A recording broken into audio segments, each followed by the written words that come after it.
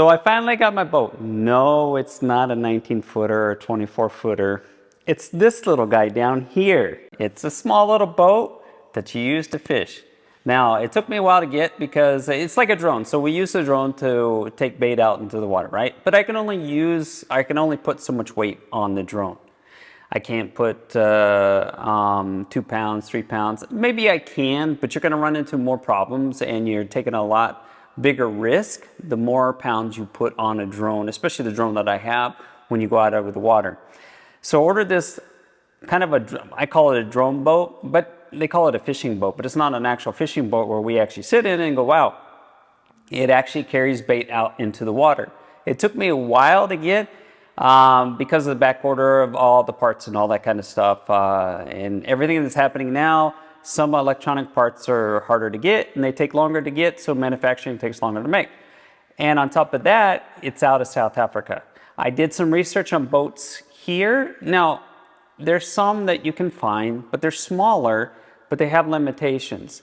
So I wanted to find something that's kind of robust, that I don't really have to worry. I shouldn't say I shouldn't have to worry. There may be other issues I might have to worry about, but knowing that when you're in rough water, that it's gonna be able to handle it.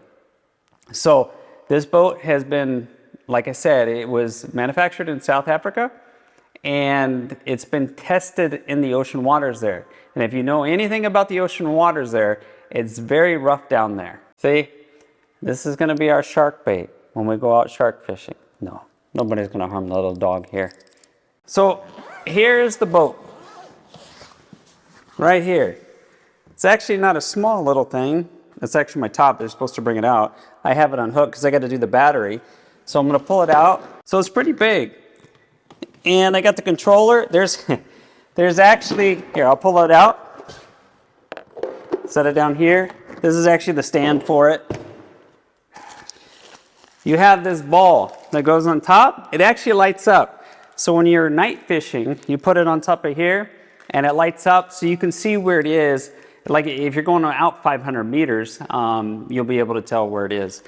So that's what that is. And the controller is right here. It's still boxed up because the only thing is that it didn't come with a battery. So it takes a certain battery. The battery's a drone battery.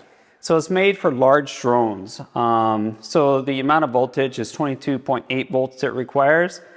And so I had to search for basically a LIPO battery. You can get LIPO batteries, like if you buy a drone or if you go to the store, a lot of batteries come with LIPO or LIFO batteries. And this requires a lot more amperage and voltage so that it comes in a bigger size. And the problem is, a lot of times you have difficulty getting them because shipping them, if you know anything about those batteries, then they can be, if they're damaged in any way, they can cause a fire, they can explode, they could do many different things if you're not careful with them. So with that said, they gave me recommendations. I had to order the battery from a company. They have companies within the States that supply them, but they were out of stock, most of them. And also LiPo batteries, the material that it's made of is actually produced a lot in China. When you're getting LiPo or LiFo batteries, a lot of those batteries, even though they're sold here, they're gonna be manufactured in China. Even Tesla batteries, those batteries, because they use the same similar materials, they will be manufactured in China as well, unfortunately. So what the battery looks like is this right here.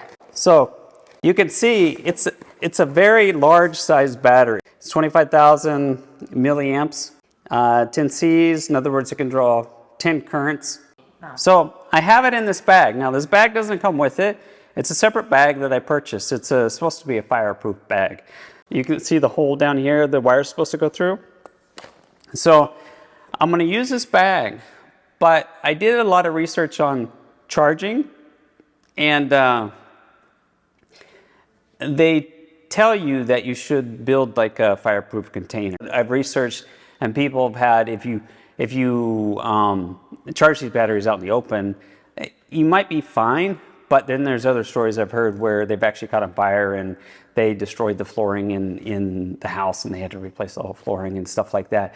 So I wanted to be extra cautious and build a little container for it, but also put it in a fireproof bag. So I'm basically going to be double safe because I don't want anything to happen to the home when I'm charging. So right now I'm going to put the boat back and I'm going to take you out into the garage and show you how I'm going to build this little house.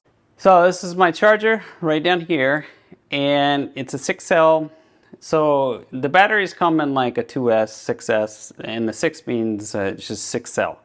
And it requires a certain charger. So that's one of the gotchas that I learned after I got the boat, that not only you need the battery, which is fine because they told me, but you need a charger. And you want to get a good charger because you don't want the charger to not work right and overload the battery, or vice versa. When it's sending current, you don't want it to backflow and, you know, burn up the charger either. So I wanted to get a decent charger, which I did, or at least I hope I did. I haven't used it yet. Now, the other thing I'm going to do is I am going to build a concrete bunker, if you will, that I'm going to put it in.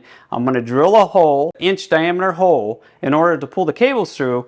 So when I'm charging, the cables are out and the charger's out, because the charger needs, it's like a little computer. It has a fan, so it has to breathe while it's charging, but the battery doesn't have to. So I got to drill a hole in the brick in order to bring the cables out to connect to the charger, which is going to be outside the brick house.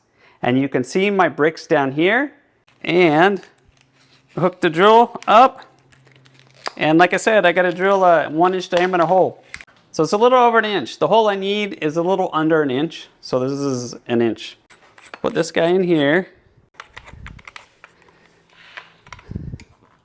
And then use this to tighten it up.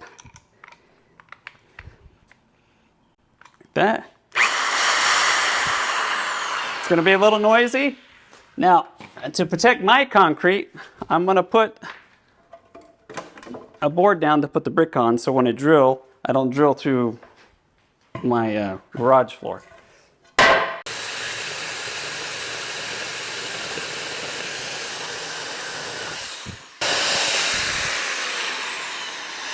I think I am through. Let's see. Did I make it through?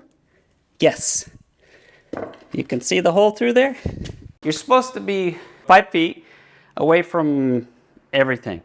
Now, I don't really, I mean, it's going to be close, but I'm going to center it inside the garage here, and I have cord that's long enough to reach, so that's what we're going to do. Right here. Okay. So, put this right here. Now, what we want to do, let's see how well I did. I don't know how well I did. There we go. There's that. Now I got to get an extension for my XT90 connector. So, because the one I have on there by itself is not going to go all the way through, so I got to get an extension. I'm going to connect it over here. I should be able to get this thing through. There we go. So it works, and you can't just use any old cord. You got to use the cord that's actually rated for it. Just plug it in the back. See, it has fans in the back, so you can't put it inside the casing. Now, what I have to do now is I need to surround this guy with the other bricks here.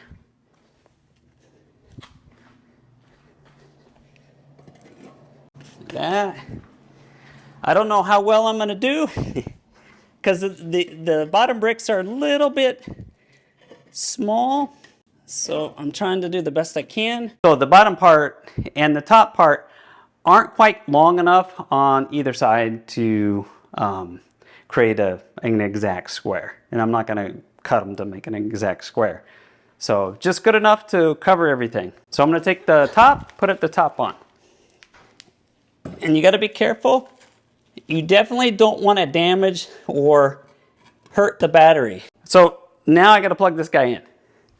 So I'm going to turn him on. Different modes. So it's charging now, and now we just have to wait. So until it finishes, I don't know how long it's going to take to charge. Hopefully it won't take that long, but I just got to wait right now. So until next time, when we start using the boat, you'll see it. I'm testing it out in our little lake back here. I turned it on. Now I got to turn this part on. I got to let it sink. There we go. Once it turns green, flashing green, it's synced. Here we go. It's all muddy out here too.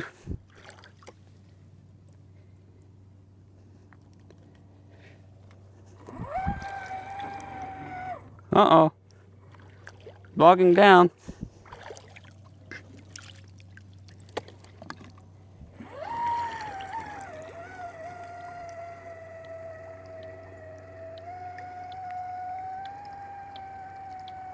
It's kind of, I thought it would float up higher. It's not, but that's okay.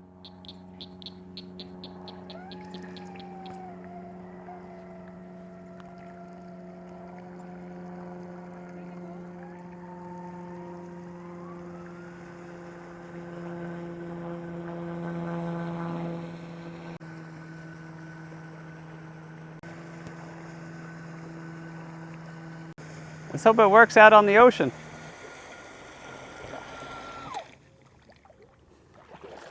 That's pretty cool. Oh, it's got grass in it. That's why I slowed down. This is pretty cool. I thought it would ride up a little bit higher. It's right a little bit lower. That's okay. As long as the water doesn't get inside, it's okay. So I'm gonna go clean it up now and put it away. Subscribe and watch what happens when we use the boat out at the surf.